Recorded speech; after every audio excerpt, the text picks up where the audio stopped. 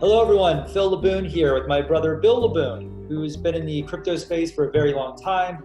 He teaches computer science at the University of Pitt. He's been trying to get me into cryptocurrencies for a very long time. He's been talking about it since 2014. He's written books on the subject. I know a sci-fi book. I don't know as much about the training books. If I know you've wrote for universities, but I wanted to kind of pull him in because I'm a bit of a crypto skeptic. It doesn't make a lot of sense to me. Like I think a lot of people, you kind of read bits, but you don't really understand it. Bill understands it more than anyone I know. I'll let him talk about when he got started, but he got in at a rate that I haven't seen anybody start investing in crypto as far as when he first got started. And these are even gurus that are showing their numbers. So I thought it'd be really cool to kind of pull him on and answer my questions, and then we can share that with everybody else. So Bill, you want to introduce yourself? Sure. Thanks, Phil. As Phil mentioned, my name is Bill Laboon. I'm a lecturer at the University of Pittsburgh in the computer science department. I've been in the Bitcoin / cryptocurrency space since the beginning of 2014. He mentioned I already wrote a science fiction novel about what would happen if cryptocurrency did sort of take over the world, called Strength in Numbers, a novel of cryptocurrency. I teach a course on cryptocurrency and blockchain technology at the University of Pittsburgh. And it's something that, yes, I'm very into. I've even got my Bitcoin shirt on, if people can see, to show how pro Bitcoin I am. It's funny because there's no like middle of the road Bitcoin people. You're either wearing a Bitcoin sweater or you're making fun of people for losing all of their money over the last few years.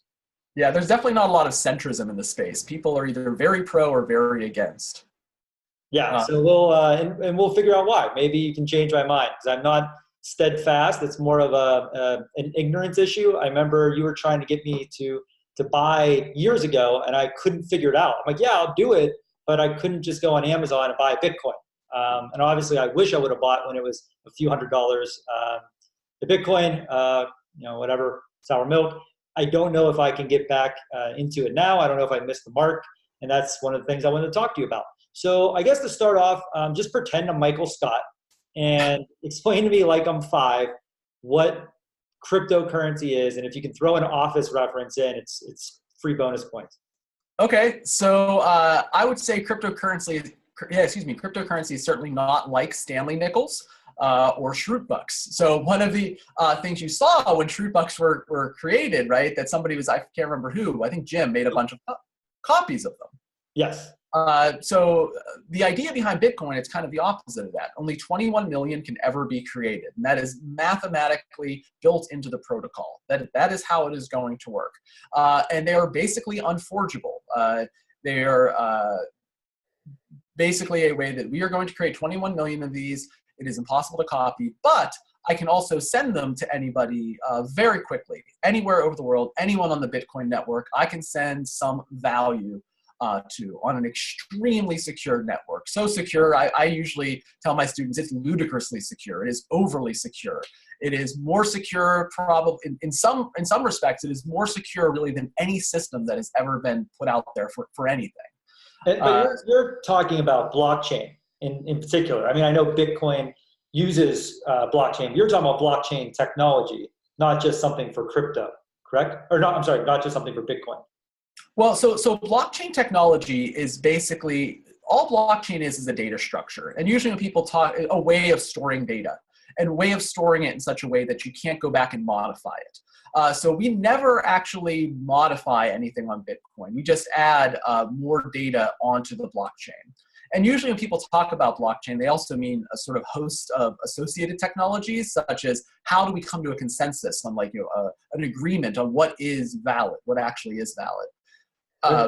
And so blockchain technology does underlie Bitcoin, but some of the ideas of Bitcoin, like having this a very large amount of security, that is very specific to Bitcoin. So I can make a blockchain on my own computer very quickly, but it's not going to have nearly the amount of security that the Bitcoin network does. It's what I would argue its special sauce. And that's not open source, right? Like what makes Bitcoin so secure? That technology that Satoshi or whoever created, that I guess is the secret, right? That's you don't know why, like what that code is, right? That you can't just see that blockchain technology and why it's so great. Is that correct? No, I'd argue it's exactly the opposite. The idea of blockchain is open source. Satoshi Nakamoto produced a paper on the particular implementation used for Bitcoin. The Bitcoin source code is open source. Anybody could go and verify that it works correctly, look for flaws in it, see if there are any issues. I think that's one of its strengths, is that it is entirely up to you. You can look from soup to nuts, the entire thing, that the code is working correctly, that the coins were properly produced, that they have been transferred correctly. All of that stuff can be verified by you on your computer without having to trust anybody else in the world. It is all just mathematically verifiable and provable for anyone who cares to look. I think that's really one of the benefits. So why can't I just take that code, as the former black hat marketing guy, why can't I just go grab that code and just duplicate my own Bitcoin? Call it Philcoin. Just take exactly what they have if it's all public, because no one owns it, right?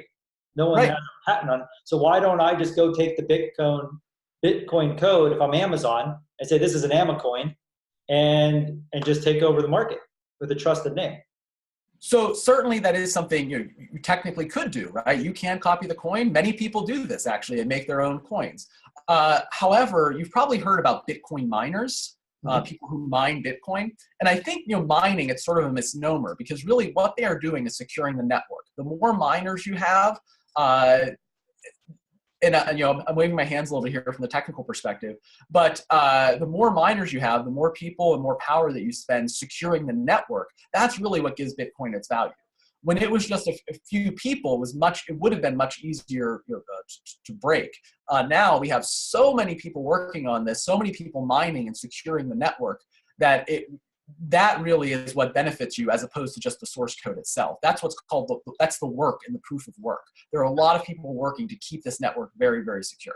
Okay, and that's the true power behind Bitcoin right now, right? Like, it's that there's there's so many miners that are dedicated to it, and that's why you prefer Bitcoin over other currencies. Now, in the past, you've told me Litecoin and was it Ethereum? Ethereum, yeah. Ethereum. You've told me about those in the past. It seems like now you're kind of stayed away and you're back on the Bitcoin bus. So I think that's sort of simplifying it. So I think that Litecoin has benefits. So Litecoin is an altcoin. It was based on the Bitcoin source code. It also has a lot of miners. It has a slightly faster block production time. Ethereum is useful for doing things that are more complicated, for making smart contracts, for making distributed applications, for making your own tokens on top of it. But I think what it all comes back to really is security. How safe is my money, right? And Bitcoin, more than any network out there, orders of magnitude better security than any other system. And what we are also seeing is that now that we have that really good foundation of security, people are able to do more complicated things with the Bitcoin network itself. That was a little bit more difficult in the past. It's easier, for example, to make an application on Ethereum, but now that people are working on this on Bitcoin, they have both, and making it easier, we have both our easiness and security, which is a good, very, very good combination, and sort of how I see the space moving more towards Bitcoin. Okay, so, but we've discussed in the past that you were comparing kind of Bitcoin to a gold coin, and I said, so what makes it valuable in the gold coin's a coin, the gold, what makes Bitcoin powerful is the miners. Is that correct? Like that's without the miners, it would be worthless. Without the gold on the coin, it would be worthless, unless, of course, backed by a government. Is that correct? Am I understanding that properly? Yeah, I think to a first approximation, yeah. Okay, so what would happen if all of a sudden someone's going to pay miners more to make an Amazon coin? Let's say Bezos goes out and says, "Hey, mine my coins. Help me with my blockchain, and I will make it more profitable because I make $1 trillion a second and don't pay taxes." Yeah, so that's a good question. So one, I think a big benefit of Bitcoin is that it's kind of like an Esperanto of money. So like Esperanto, if you don't know, is supposed to be a universal language. Everybody could just learn Esperanto instead of learning English and French and Spanish and all of this stuff.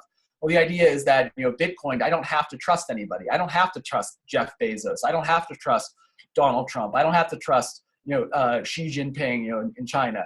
I can just trust the math behind it. If someone were to make an Amazon coin, and we see actually companies doing this, making coins that are controlled by them, and they tend not to take off because, sure, if you're in America, you're probably fine with an Amazon coin. If you were in Iran or Venezuela, would you be comfortable with Amazon controlling it?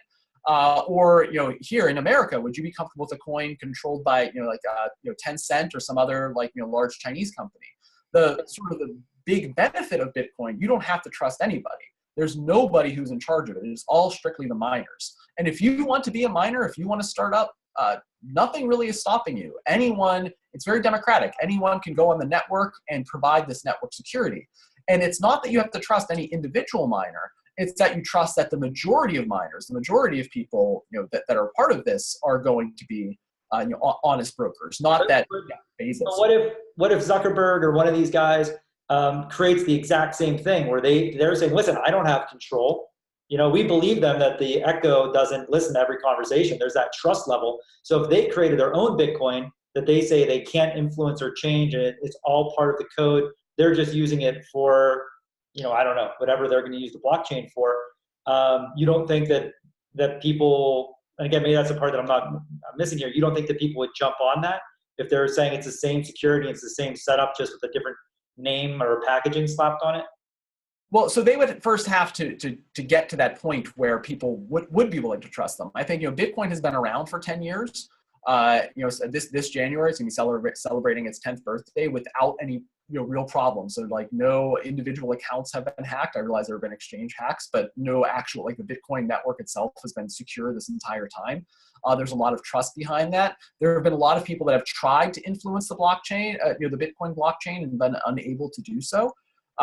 And I think that yes, there are going to be companies that try to do this. We've seen this at smaller levels, and people are going to tend, I think, just like with the gold standard, they're going to go towards one particular currency. One of the reasons also I've become more of a Bitcoin maximalist is that you see in the past different countries had different standards. We had silver standards and gold standards and bimetallic standards and glass bead standards, and people tended to congregate around a gold standard. And then once the U.S. went to a fiat currency, well, what happened? All the other countries started to go to a fiat currency. So I really see that there are a lot of network effects, right? Metcalfe's law is that the strength of a network increases by the square of the number of people using it. Bitcoin has such a huge head start on all of these. I think it'd be very, very difficult for any individual company or entity to come up with its own currency that would really overtake it. I'm not saying it's impossible, but I think that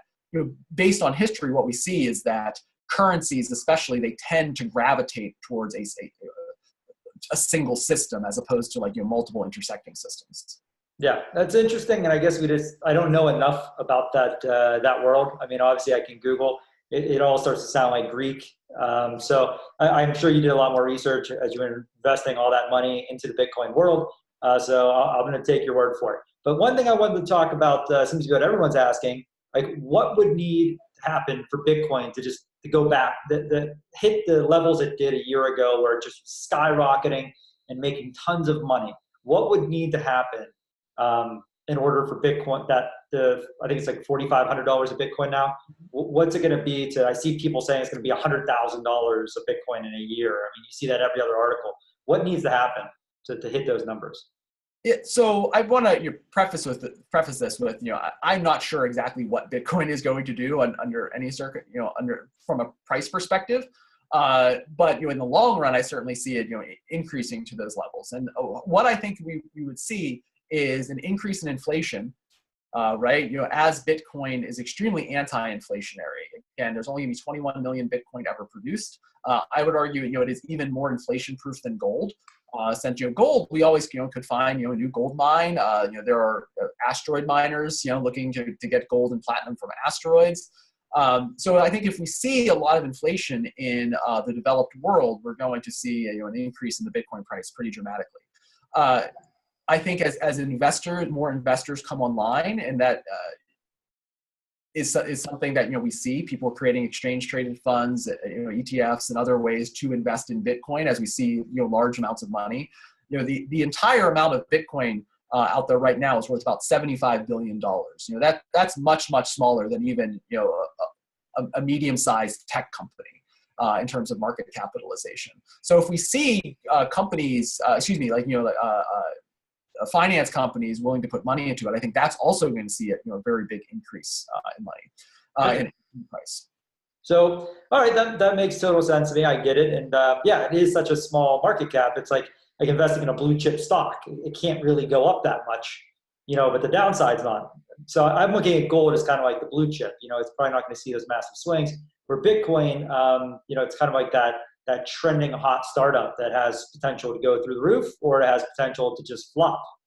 And I think that's the big question for me when I make my money. I like to keep it secure because I take enough risk with my money. I'm not a professor, at a university. I'm taking risks with my money every day, and sometimes I win, sometimes I lose. So when I do win, I like to take that money and be pretty conservative with it. But that's just because I take a lot more risk than the average person out there.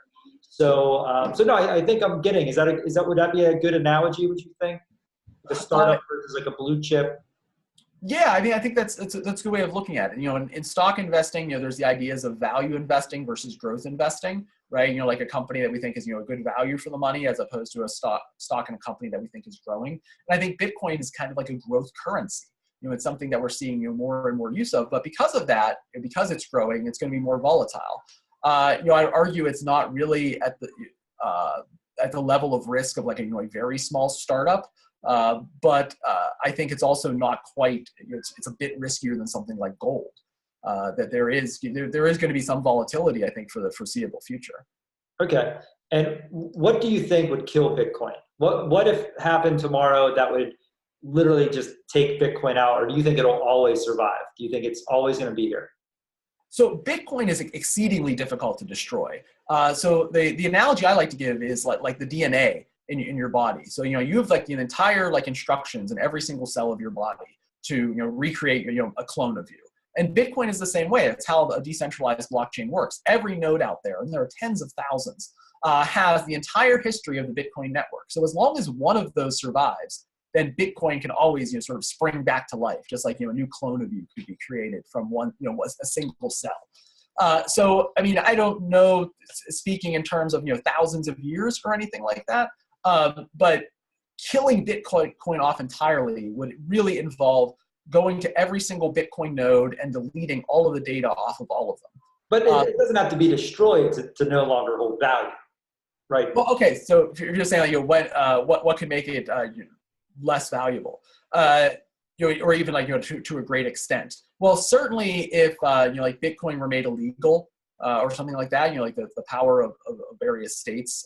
But as long as one state is running, some state it is not illegal. If it's, it's legal to do this in Switzerland or Sweden, people could always go there and access it, access their Bitcoin. But I would definitely see, if we saw real pressure at the state level against Bitcoin by China, US, even like, UK or France then we would certainly see a drop in Bitcoin's value. But what is the value of Bitcoin? If you can't use it as currency, you can't buy something, you can't really use it. I know some places are accepting, and I've seen a lot of people that were accepting are not accepting anymore. It seems like it's going the other way.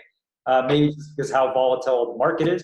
I don't 100% understand. I saw one of your posts, one of your comments on the thread was they can now do it in seconds. But what I was hearing before last year was it was taking 24 hours or something for it to transfer. So people, you pay $10 for something, and that can be worth $20 by the time they get it, or it could be worth $5 if it was during the crash.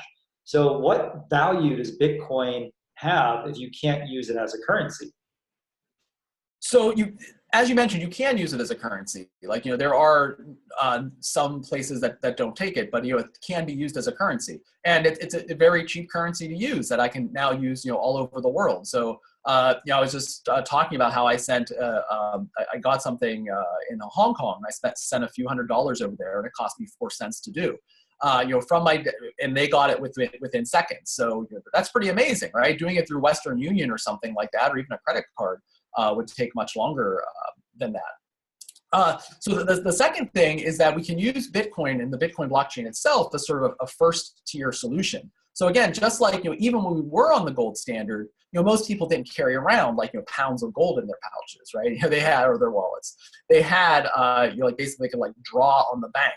They had like notes that were worth a certain amount of gold, or they even had like, coins that said, you go to the bank and, trade that in for so much gold. And what we see is that there are similar things happening on the Bitcoin network. It's, following this sort of traditional monetary trajectory that, first people did have gold individually, and then we had banks where the gold was stored and you could have like notes written on it. And what we're seeing is we have these secondary scaling solutions that are such as the Lightning Network, which are allowing us to do these things much faster, much more efficiently, without even directly interacting with the blockchain. And we can see transactions occurring, in seconds. And so, yes, there were some scaling problems last year when Bitcoin really took off. The networks basically got clogged. We also saw that happen with Ethereum. We saw that happen with a couple of other cryptocurrencies. But it's a known problem that because of that sort of stress test last year, the Bitcoin community has really been working on this and have come up with a lot of solutions. And it is much, much better now, both from a technological perspective and just the day-to-day usage perspective than it was a year ago today. Okay, and then I know you have to go here, but I wanted to have one more question, which is, I think, the million-dollar question here, which is, our modern economy. You're talking about how now we're all in the fiat system. No one's using the gold standard anymore. Manipulating the markets with, printing money. We can't even audit the Fed. We don't even know what the Fed does, right? As a big Ron Paul supporter, I believe wholeheartedly that we should be able to audit the Fed and see what's happening. These kind of shadow government, whatever, deep state, whatever you want to call it, this is a huge, huge tool in their arsenal. You could argue that if Obama didn't have this after the last big issue, the last recession, that we could have been in a lot of trouble. They just basically created tons of currency out of thin air. Bush started doing it, Obama did it, and Trump's still doing it. So my question is, why? It seems like crypto could take that out. If you say there's no inflation, guaranteed inflation, all these great things where it's secure, you don't have middlemen with banks, why would the countries of the world that all rely on their fiat system, why would they allow this to happen? And do you think that they would try to destroy this? Well, I think that there certainly is like reason for various countries to be afraid of this, especially those that are undergoing a lot of inflation. A sort of odd extremum example we see is in Venezuela, where Bitcoin and a couple of other cryptocurrencies like Nano have really been taking off because of the massive amounts of inflation there. And I think what we're going to see is when the time comes, it's going to be impossible for them to stop. Again, in the cryptography world, we don't always think of an opponent as having infinite power. It's how much power are they willing to do to break something, right? If you had infinite computing power, yes, we could break something, but what is the amount we could have? And I think if we get to a point where the system is breaking down and Bitcoin becomes the only viable currency, will the government be willing to destroy its own economy just to try to hold on to its power? And the more it does that, the more I think people are going, they see a government acting, trying to act tyrannical, that's just going to be more incentive for people to go onto the Bitcoin network. Someone said it best. It's like, if your government is trying to prevent you from getting Bitcoin, then you better get your hands on some Bitcoin, right? And I think we're going to see that. It's like, yes, there's going to be some pushback, but there are also some people in the government who say, look, like this is a new technology, and like, yes, maybe it might hurt things in the short run, but in the long run, do we want to be the one country that's not using this? Right, so we see remarks like this from Hester Pierce in the SEC and some other people in the Federal Reserve and the Security and Exchange Commission that are behind it, and they see that okay, maybe this is suboptimal, but we shouldn't be preventing people from doing it. And the more it grows, the more powerful it becomes. So it will be harder for a state to stop. Okay, and is it growing even though that the price is going down? We see it kind of crashing the last week here. Is Bitcoin still growing even though it's crashing? Yeah, so I mean, the definition of growth isn't always just how much it's worth. I already mentioned the Lightning Network, which is a basically a secondary scaling system which allows much faster Bitcoin transactions. And what we're seeing is that is increasing in use dramatically. The number of transactions occurring on the Bitcoin network are increasing. The amount of money that's being transferred has been increasing. Hash power, that is the amount of power that's being put into securing the network by miners, has been on a general upward trend. And so what we're seeing is, even if the price isn't changing, we're seeing a lot of stuff happening that's not quite as visible to the average user. From the technical perspective, people are working on this. People are building new projects on it. And this really is, it's going more and more quickly. People are doing lots and lots of things that are very useful, even if it's not being expressed in the price right now. Okay. Well, hey, I know you got to go, and I want to be mindful of your time here. I just want to ask you one last simple question. Yep. Are you buying more Bitcoin now in this crash, or are you holding? That's yeah. No, I'm buying.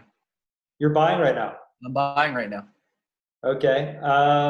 And where do you think it's going to be we'll just say a year from now?